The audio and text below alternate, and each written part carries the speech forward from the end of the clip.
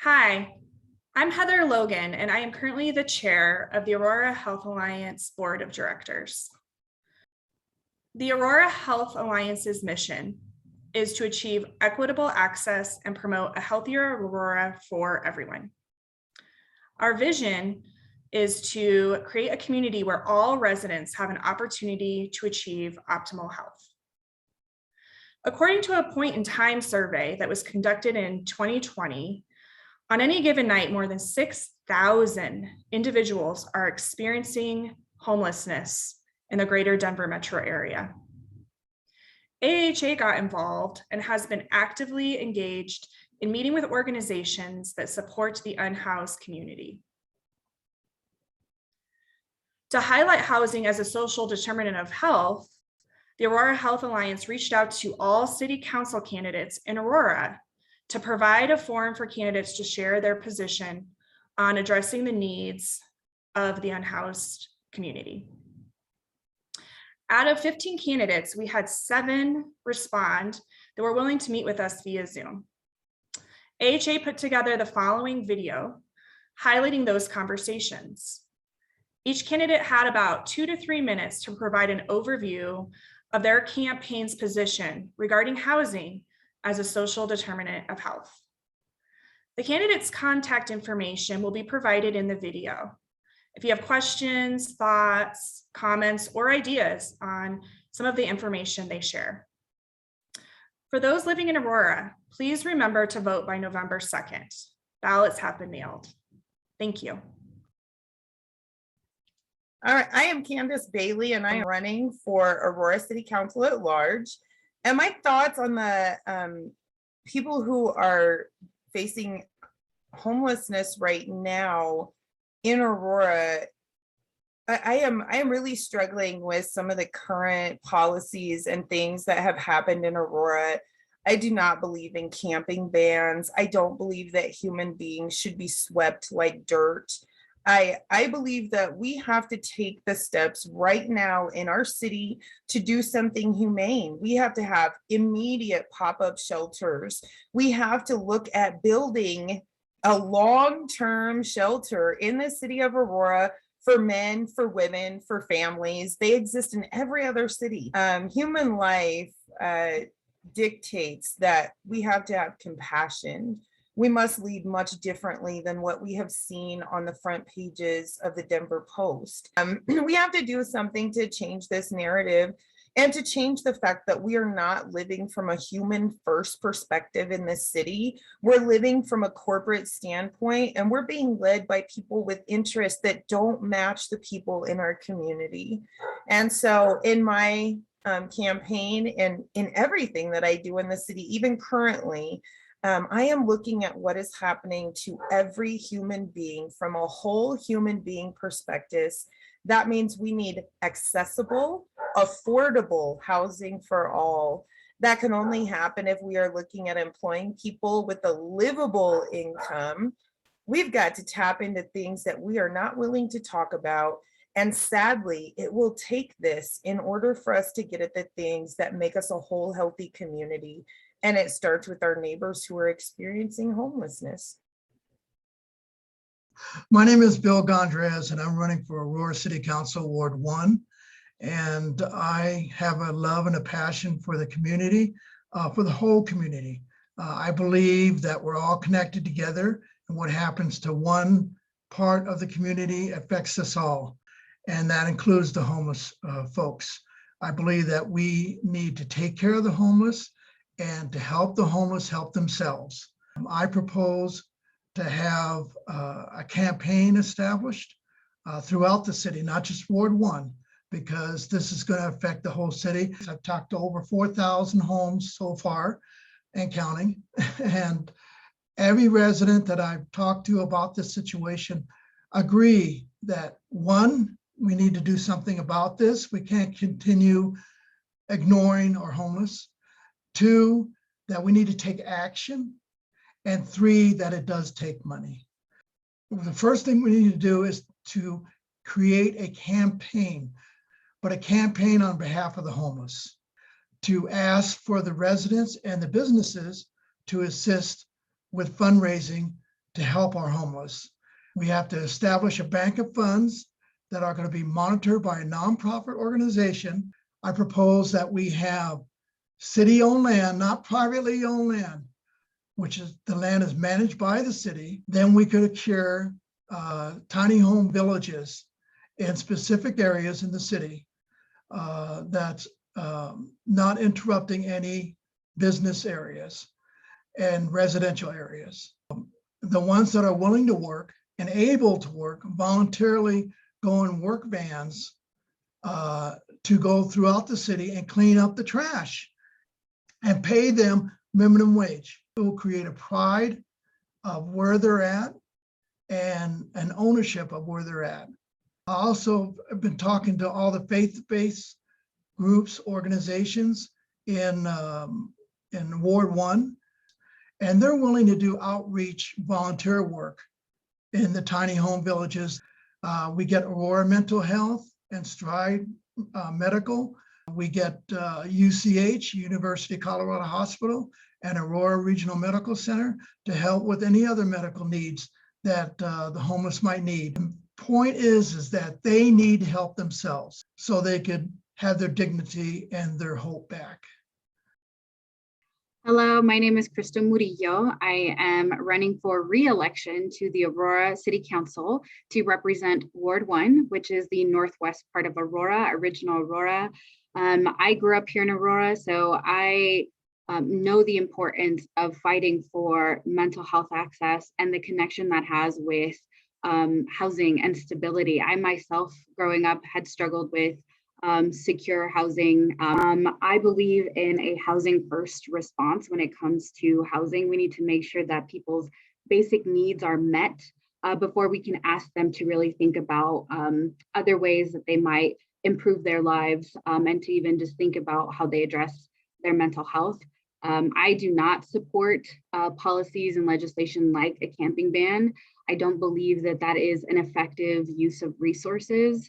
If anything, it costs more money to implement a camping ban than it would have to house that person, an individual, in the first place. So I believe in actually following the data and data-driven practices to address our housing and mental health needs and needs just in the community.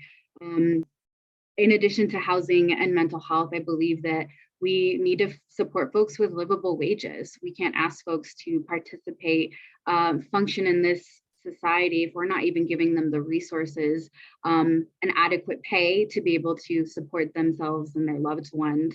And in addition to that, supporting a non-policing response when we deal with folks who might be experiencing homelessness and may or may not be experiencing a mental health crisis. Our police department is not trained to be the best responder in those scenarios. And we got to treat people with dignity and meeting people where they're at and connect them to the services, build trust and relationships. Housing has been one of my top priorities. I was the chair of our housing committee for 3 years and basically built our housing infrastructure from the ground up. We created, under my leadership, we created our first ever strategic housing plan for the city of Aurora. We now have our first housing department as well. So we have a really solid foundation. So we've set up safe camping sites.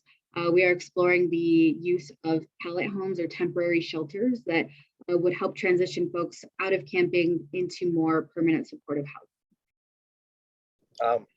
So Robert Hamilton III, running for Aurora City Council, Ward 2. I am running against a very good friend of mine, Steve Sundberg, as well as other candidates, Brian Lindstrom and Jessica Giamalvo. So as the mayor has proposed in his quote unquote camping ban, no, I'm not for it. I think it basically just shifts people around, which I don't think is, personally, I don't think it's in their best interest. Naturally, I like as many people as possible to give me their feedback on the topic as well. And from those whom I've interacted with, it seems like that doesn't seem like really the best way to go about doing things. So there are elements of Mayor Kaufman's plan, which I look at and say, okay, that's, I can now agree with that because it's went through a couple iterations, right? Like I think that this whole idea where they essentially using it as a way to police individuals, or essentially a way to do the gotcha thing, and just in terms of creating reasons or rhyme to put people in jail, I think that that's absolutely silly and nonsense. That's just one element that I disagree with, is essentially the criminalization of the homeless. We're not doing anything to help them by doing that, is basically the best way to put that. You guys in some capacity are doing something, or want to do something, or continue to do something to take care of the homeless in terms of the health aspect.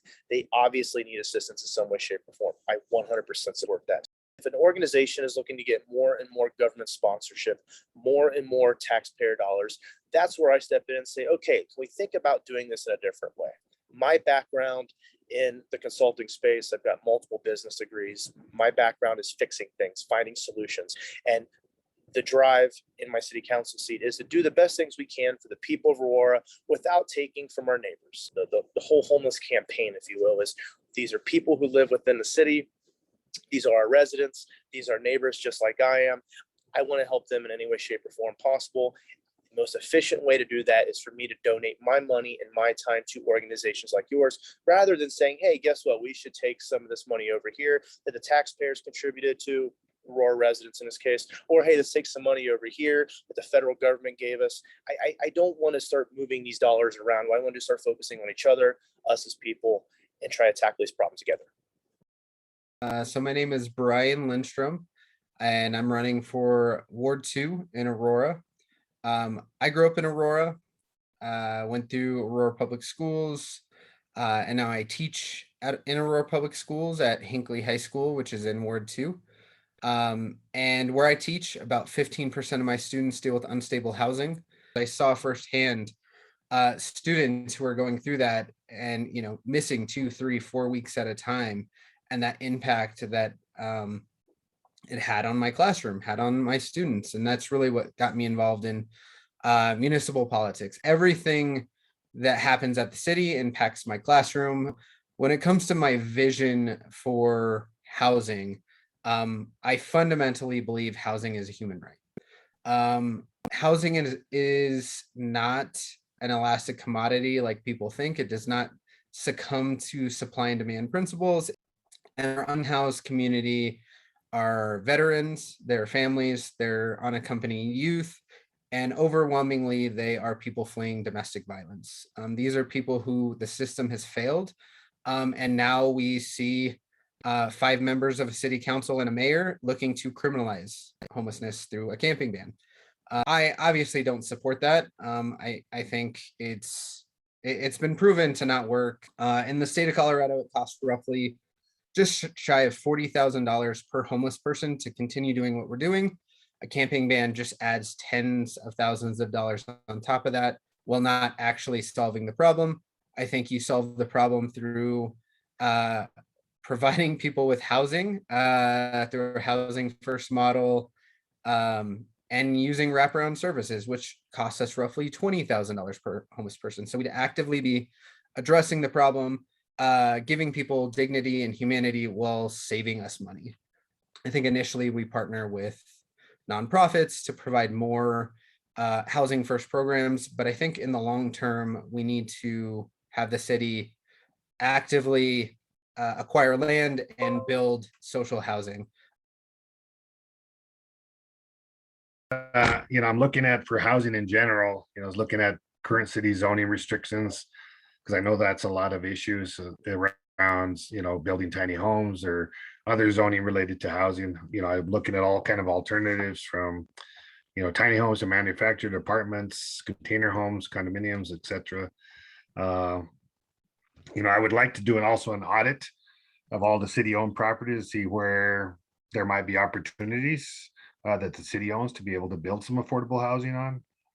I'd also like to look at the Aurora Housing Authority to see how they have the authority compete with developers for tax incentives.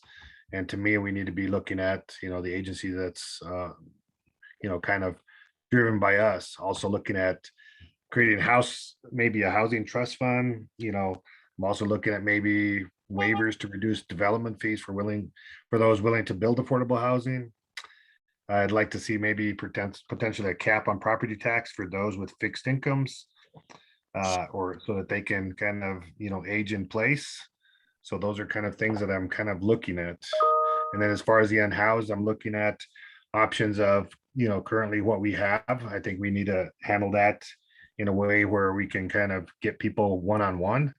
Because I think, we've done those time and place surveys, which I've actually participated in. And I think, everybody has a unique set of issues. And I think if we can attack it in a way that we can do that and create more opportunities like Bridge House, which works with housing and wraparound services, PATH, Comitas, which works more with families, which I associate with most of those groups. Is just look at ways to create more opportunities for, to get people housing. My name is Jono Scott. I'm running for Aurora City Council Ward 3. Obviously, the unhoused in our community is a major issue right now.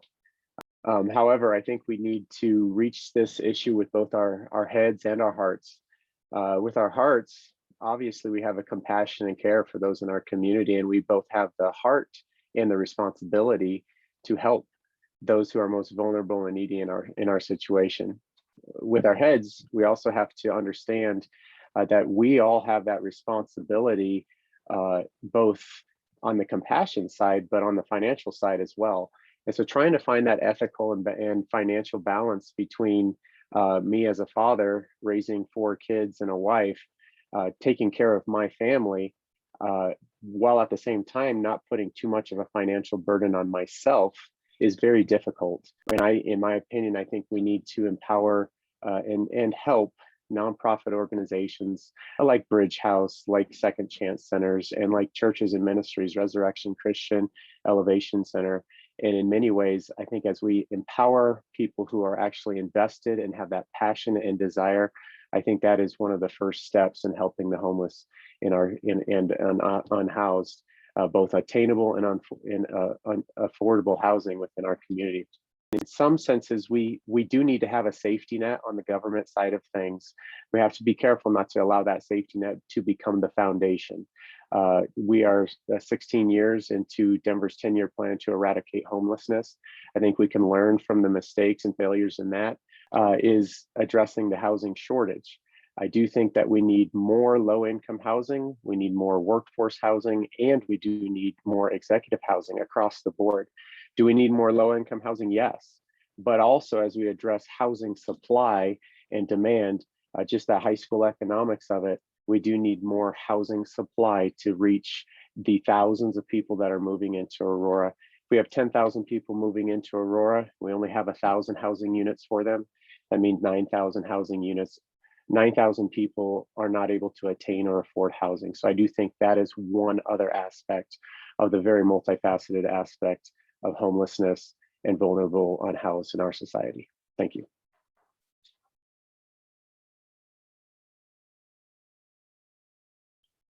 This video is not intended as endorsement, but is information relevant to issues of social determinants of health in Aurora. AHA does not endorse any candidates in an election.